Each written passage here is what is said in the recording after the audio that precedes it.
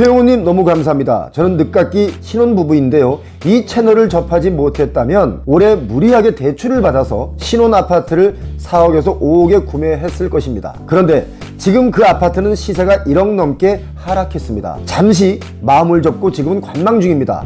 감사합니다. 이런 댓글을 달아주셨습니다. 또 호야라는 분은요, 최용우님 솔직히 말합시다. 실거주라면 가격이 좀 떨어져도 신경 안 씁니다. 그런데 가격이 떨어진다고 부들대는 건 투자해서입니다. 아니면 분수 모르고 자기 소득 대비 비싼 가격을 산 거죠. 집값 하락한다고 큰 문제 없습니다. 이런 댓글도 달아주셨습니다.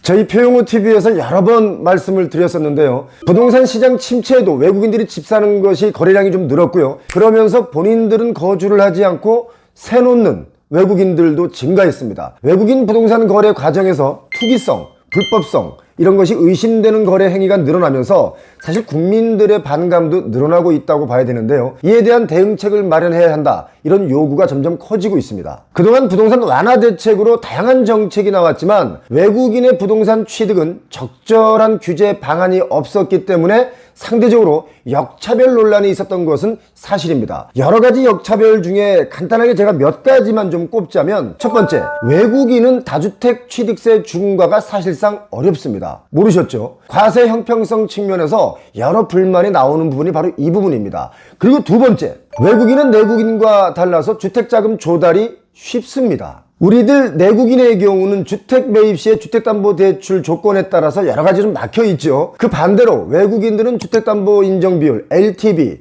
또 총부채 상환 비율, DTI, 자금 조달 계획서 이런 것들이 각종 그 금융 규제를 적용받지 않기 때문에 역차별 논란에서 사실 자유롭지 못합니다. 세 번째, 국내법 효력이 미치지 않는 해외 현지 은행을 통해서 많게는 100% 대출로 우리나라 주택을 아주 손쉽게 구입할 수 있는 것이 외국인들의 특징입니다. 자, 이렇기 때문에 외국인들의 우리나라 부동산 거래는 최근 들어 더 많이 늘어났습니다. 국토교통부 자료를 보니까 2017년부터 2019년에 한 6천 건에 불과했던 연간 외국인의 주택 매수 건수가요, 2020년, 21년 급등기에 각각 8,756건, 8,186건으로 급증했습니다. 한 35% 정도 늘어났죠. 자, 외국인이 우리나라에 집을 사는 것을 글로벌 시대에 사실 누가 뭐라고 하겠습니까? 우리나라 사람들도 외국에 집을 사지 않습니까? 그런데 이상한 거래들이 나오면서 부동산 시장을 혼란하게 만듭니다. 자, 미국 국적의 외국인이 집값 급등기에 갑자기 45채의 주택을 매수했습니다. 네? 말이 됩니까? 자, 미성년자 외국인의 경우는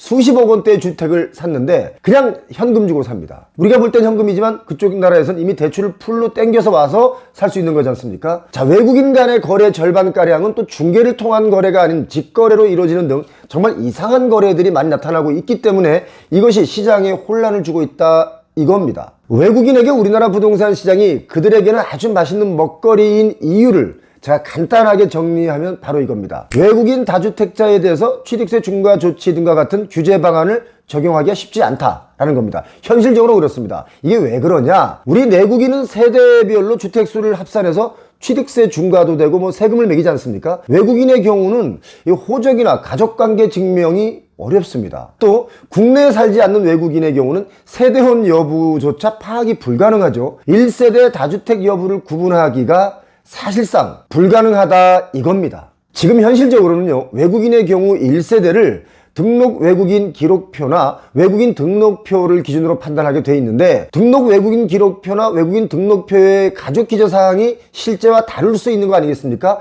이것이 또 허점 중에 허점이라고 볼 수 있습니다. 그리고 또 한 가지, 지자체별로 외국인 주택 취득과 관련해서 기초 자료가 현재까지는 구축되어 있지 않습니다. 이러니까 외국인은 세금에서 나름 자유롭습니다. 외국인이 국내에 소유한 주택의 수가 여러분 몇 채인지 아십니까? 자그마치 8만 7천여 가구가 됩니다. 더군다나 지난 반년 동안 3,700여 가구 정도 더 증가한 수치를 보이는데, 외국인들 입장에서는 우리나라가 참 집사기 좋은 나라인 거죠. 8만 7천 채 중에서 어느 나라 사람들이 우리나라의 집을 가장 많이 가지고 있을까요? 미국인일까요? 일본인? 중국인? 자, 어디일까요? 중국입니다. 중국인이 4만 7천여 가구로 가장 많은 주택을 소유했고요. 미국인이 2만 400가구 정도, 캐나다인은 한 6천 가구 정도 가지고 있습니다. 대만, 호주 이런 데 분들이 우리나라의 주택을 가지고 있는데, 저는 일본인이 좀 많을 거라고 생각했는데 일본은 저 뒤입니다. 자, 그럼 외국인들은 우리나라 어디에 집을 가장 많이 샀을까요? 물론 수도권이겠죠. 자그마치 이분들이 가지고 있는 8만 7천여 가구 중에 6만 3,900가구가 넘는 73%가 수도권에 집중되어 있습니다. 더 놀라운 거 말씀드릴까요? 시도별로는 경기도가 3만 3천 가구가 넘고요. 서울의 경우는 2만 2천 가구 정도 됩니다. 인천이 8천 가구가 넘고 충남도 많습니다. 4,800가구가 넘죠. 부산은 의외로 2,900가구 정도로 좀 낮습니다. 자, 그렇다면 경기도로만 보자면 외국인들이 어디에 집을 가장 많이 샀을까? 이것도 제 생각을 조금 넘어갔는데요. 상상외로 부천시가 가장 많았습니다. 4,380가구가 넘죠. 안산시 단원구가 2,700가구가 좀 넘고 시흥시, 평택시 이 순서대로 외국인 주택 보유자가 많았는데요. 가만히 보니까 이게 특징이 좀 있는데요. 어떤 특징이냐면 일자리가 많은 지역이다라는 겁니다. 어떤 일자리가 많을까요? 우리나라 사람들이 기피하는 그런 일자리가 많은 지역이 외국인들이 와서 일을 하면서 그 지역에 집을 많이 산 것 같습니다. 자, 아무튼 불법과 편법이 있는 곳에 나라가, 국가가 가만히 있지 않겠죠. 국토부는 외국인의 부동산 투기를 적극적으로 적발하겠다라고 했는데요. 지난 22년 조사에서 공개됐을 때 1차 주택 투기 조사 이런 것이 있었는데요. 외국인 위법 의심 행위가 567건이나 적발됐습니다. 많죠. 올해 2차로 기획조사 결과가 나오는데 이제 12월 말 전에 공개될 것 같습니다. 자, 이런 불법과 편법을 저지르는 외국인들을 봤을 때 제 생각은 그렇습니다. 여러분께서 동의하실지 하지 않으실지는 모르겠지만 외국인 부동산 취득은 엄격한 허가제가 좀 필요하지 않나 라고 봅니다. 우리는 대출 규제로 집을 살 때 각종 제약을 받죠. 얼마 전에 30대 중국인이요, 아주 100% 대출만으로 89억 하는 도곡동 타워팰리스를 샀습니다. 그런 뉴스가 있었지 않습니까? 외국인의 부동산 거래가 상당수 실수요가 아닌 사실상 투기 목적인 경우가 많습니다. 한국에 집 사놓으면 일 안 하고 먹고 사는데 지장이 없다 라고 생각하는 외국인들이 실제로 많은 겁니다. 왜 그럴까요? 한국은 부동산 불패다라는 것이 아주 기본적으로 깔려 있기 때문에 일단 외국인들도 자기들도 집을 사놓고 있으면 이게 오른다. 그러니까 일 안 하고 먹고 살 수 있다. 이런 생각이 들 수밖에 없는 거죠. 부동산 불패가 아니라 여차하면 이런 외국인들도 부동산 쪽박 찰 수 있다는 것을 이 외국인들이 알았으면 좋겠습니다. 그래야 투기하지 않을 거 아니겠습니까? 이들이 또 최고가를 경신하는 그런 거래로 자꾸 투기를 하게 되면 우리들은 이게 또 오르나? 해서 잘못된 시그널로 받아들일 수가 있기 때문에 그렇게 되면 집값이 또 뛸 수 있기 때문이죠. 자, 그런데요.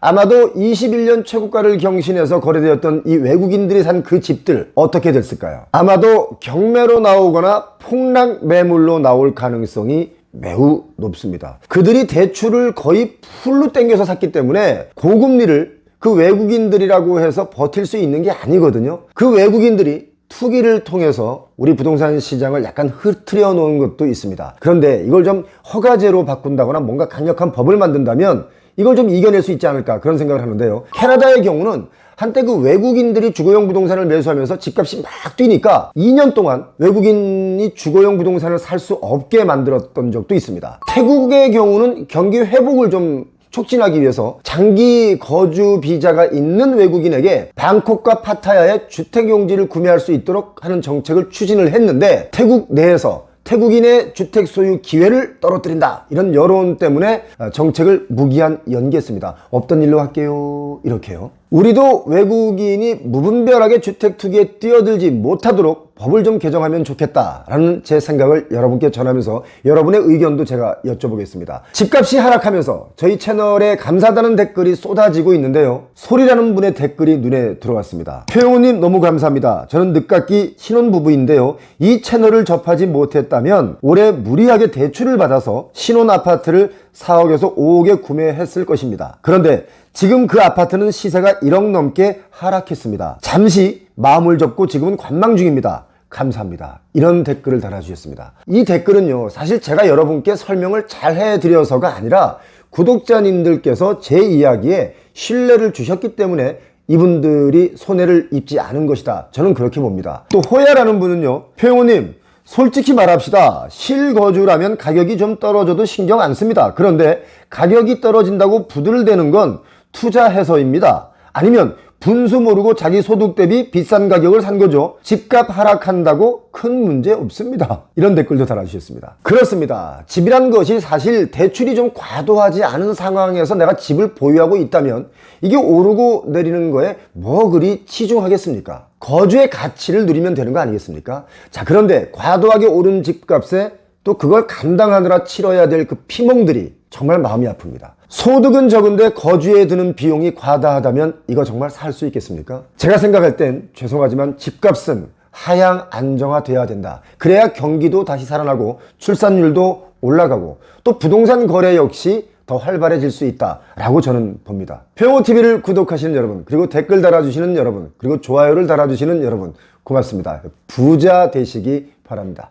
평호TV에서는요, 거주의 가치 추구를 위해서 24년 갑진년을 맞이해서 값진 곳을 소개하는 출연자분을 찾습니다. 우리 집만의 멋진 구조나 또는 인테리어 또는 소품, 나만의 주거 공간, 건물, 카페 좋습니다. 아무거나 좋습니다. 또는 굳이 멋지지는 않더라도 소소한 삶의 행복을 누릴 수 있는 그 공간을 소개해 주실 분을 찾습니다. 평호TV를 시청해 주시는 분들과 공유하고 싶으신 분들 관련 사진이나 동영상 간단한 소개를 저희 메일로 보내주시면 저희가 사례를 드리도록 하겠습니다. 몇 평짜리 원룸도 되나요? 상관없습니다. 어떤 공간이든 소소한 삶의 행복을 누릴 수 있는 그런 가치 있는 공간을 소개해 주실 분이면 누구나 연락을 주셔도 좋습니다.